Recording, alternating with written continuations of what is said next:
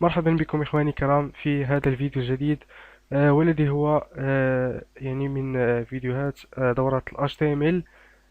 حيث في هذا الفيديو إن شاء الله سنتعرف على ما هم قوائم ال HTML. حيث أن القوائم تلعب يعني دور مهم أيضا في ال HTML. لنبدأ بدون أن نطيل في المقدمة. ففي الحلقة الماضية تعرفنا على وسم ال BR ودوره في ال HTML. إن شاء الله اليوم سنتعرف على قوائم ال HTML. هناك نوعان من القوائم في ال HTML.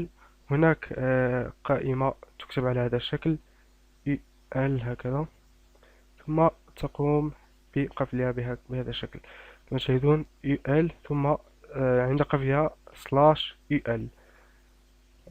سنقوم بالعودة إلى السطر هكذا، ثم بداخلها تكون اللي هكذا.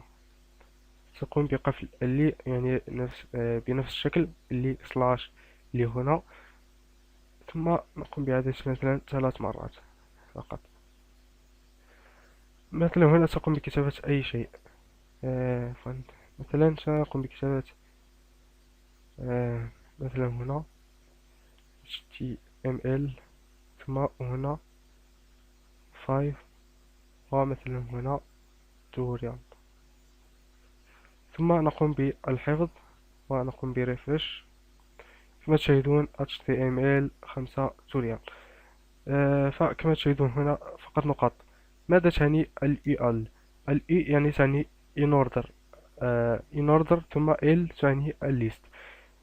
in order list تعني غير مرتبة، فهذا هو المعنى الخاص بال EL. كما تشاهدون غير مرتبة فهي تضع على شكل نقاط كما تشاهدون. هناك أيضا قائمة أخرى تسمى يعني تكتب على نفس الشكل UL فقط. تكتب هي على شكل OL هكذا، ثم تقوم بالقفل، ونفس الشكل تقفل ب يعني بسلاش OL.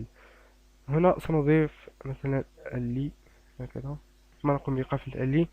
مثلا HTML سنقوم بإعادة آه، نفس الليست هكذا، كنترول في هنا، ثم نقوم بالحفظ. لاحظوا معي كنترول R. كما تشاهدون قد تم ترقيم يعني ال يعني الليست، قد تم ترقيمهم القوائم كما تشاهدون 1 2 3 إلى غير ذلك. كما تشاهدون مثلا كنترول S، كنترول R، كما تشاهدون 3 4 5 6 7 8 إلى غير ذلك.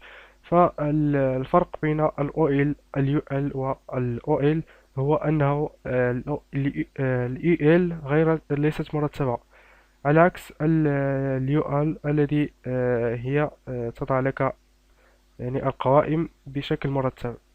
فهذا كان كل ما في هذه الحلقة.